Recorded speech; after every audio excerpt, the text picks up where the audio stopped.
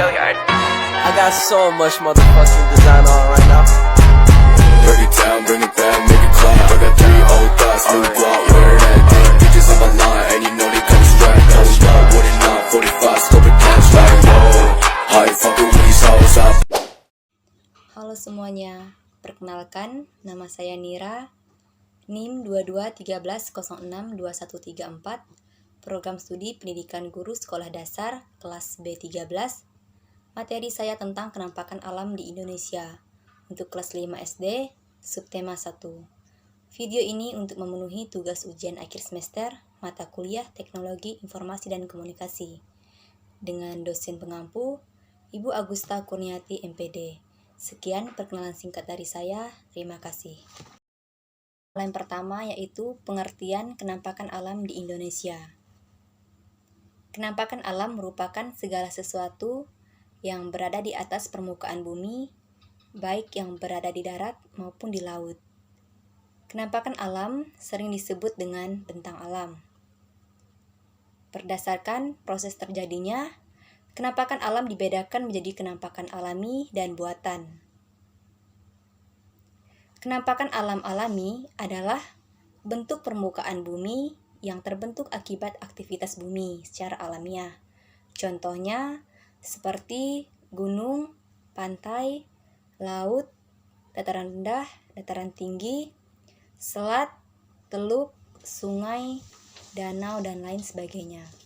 Sedangkan kenampakan alam buatan merupakan bentuk permukaan bumi yang terbentuk akibat adanya campur tangan aktivitas manusia, seperti permukiman, pasar, stasiun, bandar udara, lapangan, dan lain sebagainya.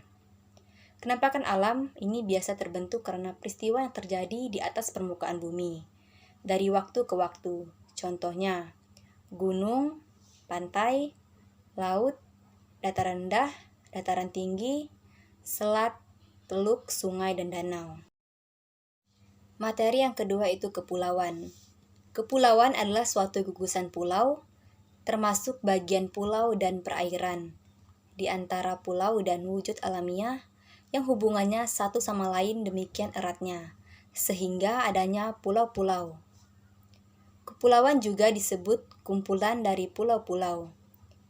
Jumlah pulau keseluruhan kurang lebih sekitar 17.508 pulau. Ciri-ciri kepulauan memiliki lahan daratan, terbentuk secara alamiah, bukan lahan reklamasi, dikelilingi oleh air, baik air asin maupun air tawar. Selalu berada di atas garis pasang tinggi. Di Indonesia sendiri memiliki pulau 5 terbesar, yaitu Pulau Papua, Pulau Kalimantan, Pulau Sumatera, Pulau Sulawesi, dan Pulau Jawa, yang secara tetap tidak tertutupi oleh air laut. Ciri-ciri daratan yaitu letaknya berada di kawasan pegunungan, perbukitan, maupun di hulu sungai. Permukaan tanah tidak rata, pemukiman penduduk yang berjejer atau renggang-renggang, suhu udara relatif lebih dingin disertai curah hujan yang sedang sehingga rendah. Daratan dibagi menjadi daratan rendah dan daratan tinggi, gunung, dan pergunungan. Saya akan menjelaskan pengertian daratan rendah. Dataran rendah adalah daerah dengan ketinggian kurang dari 250 meter di atas permukaan laut.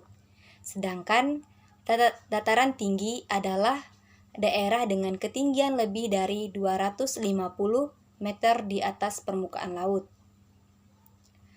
Gunung adalah bagian dari permukaan bumi yang menjulang lebih tinggi dibandingkan dengan daerah sekitarnya. Sebuah gunung biasanya lebih tinggi dan curam dari sebuah bukit. Pegunungan merupakan kumpulan atau barisan gunung. Materi yang keempat yaitu perairan. Perairan adalah suatu kumpulan massa air pada suatu wilayah tertentu. Perairan di Indonesia sangat luas dan sering mendapatkan julukan sebagai negara maritim. Negara maritim adalah sebutan bagi suatu negara yang memiliki luas lautan yang lebih besar daripada luas daratannya. Adapun contoh perairan di Indonesia seperti samudra, selat, sungai, teluk, danau, dan laut. Selat diartikan sebagai daerah pada perairan lautan yang diapit dua buah pulau. Sementara samudra sendiri adalah lautan yang sangat luas dan juga dalam dan bukan hanya memisahkan pulau, tetapi bahkan benua. Sungai merupakan air yang mengalir dari tempat tinggi ke tempat yang lebih rendah secara terus-menerus. Sedangkan danau, sering kita lihat air danau itu tidak mengalir. Selanjutnya, teluk. Teluk adalah tubuh perairan yang menjorok ke daratan dan dibatasi oleh daratan di ketiga sisinya. Selanjutnya, laut. Laut adalah tubuh air asin yang sangat luas dan saling berhubungan antara lautan yang satu dengan lautan lainnya. Apa manfaat perairan? Sebagai daerah perairan darat, perairan laut juga sangat bermanfaat bagi kehidupan kita.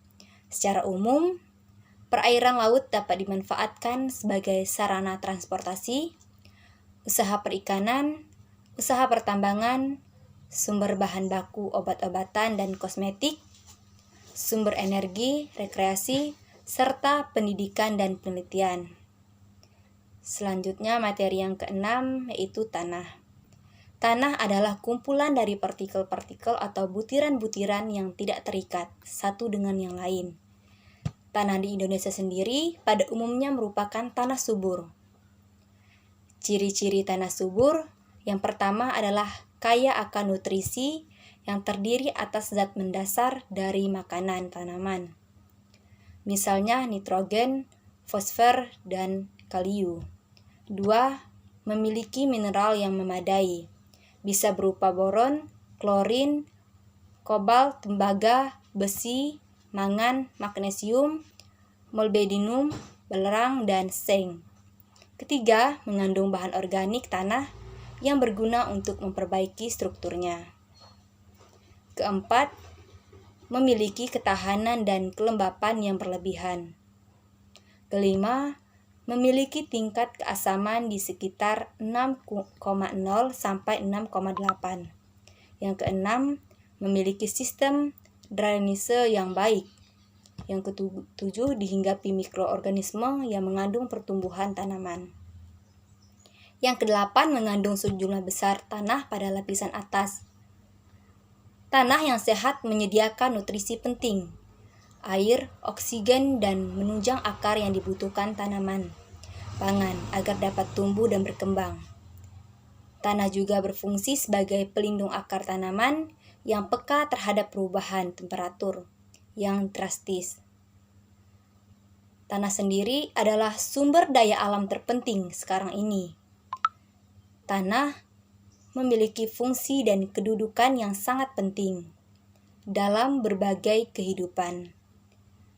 Antara lain adalah sebagai tempat membangun rumah tinggal.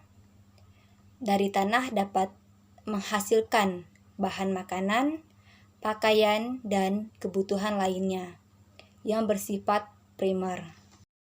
7 yaitu hutan. Hutan adalah wilayah daratan yang didominasi oleh pepohonan. Hutan adalah sumber kekayaan yang dapat diperbarui. Pohon atau hutan merupakan paru-paru dunia karena banyak pohon menjadi salah satu penghasil oksigen terbesar di dunia, di mana oksigen adalah kebutuhan pokok dalam kehidupan manusia. 4 bagian hutan. Yang pertama adalah hutan lindung, yaitu kawasan hutan yang berfungsi untuk mengatur tata air, mencegah banjir dan erosi, serta mempertahankan kesuburan tanah. Yang kedua, hutan suaka alam, yaitu hutan yang sifatnya khas secara khusus diperuntukkan untuk perlindungan dan pelestarian sumber plasma, nutfah, dan penyangga kehidupan. Yang ketiga adalah hutan wisata. Hutan wisata yaitu kawasan hutan yang diperuntukkan khusus untuk kepentingan wisata, pengembangan ilmu pengetahuan, dan pendidikan. Yang keempat, hutan produksi, yaitu kawasan hutan yang diperuntukkan untuk memproduksi hasil hutan yang berguna dalam memenuhi keperluan masyarakat, industri, dan ekspor. Di sini kita sebagai anak muda diharapkan untuk selalu menjaga hutan supaya tetap asri. Menjaga kelestarian hutan dapat dilakukan dengan cara menanam pohon, tidak membuka lahan dengan membakar hutan, tidak melakukan penebangan pohon secara liar, dan melaporkan pada pihak berwajib jika mengetahui adanya praktik ilegal logging, karena hutan dapat memberikan sumber pendapatan bagi masyarakat setempat melalui kegiatan seperti pertanian, perikanan, dan perwisata. Hutan dapat memberikan sumber daya alam yang diperlukan oleh industri kayu dan farmasi. Sekian penjelasan dari saya, kurang dan lebihnya saya mohon maaf. Sekian dan terima kasih.